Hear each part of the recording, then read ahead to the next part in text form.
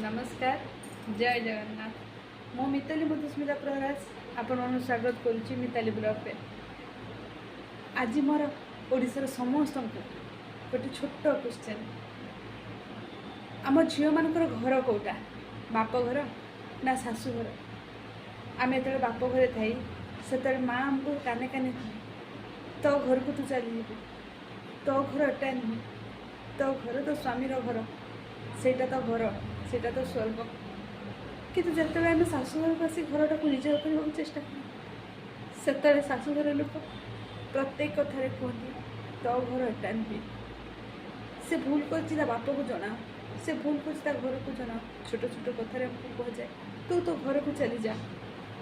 आम माँ शिखाई घरटा आम घर ना शाशुघर?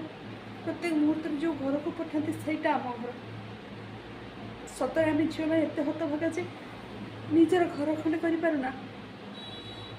आम तो से सक्षम बापा माँ कर आम आम निजर घर गोटे कर स्वामी घर को घर कर शेष में आमर घर न था।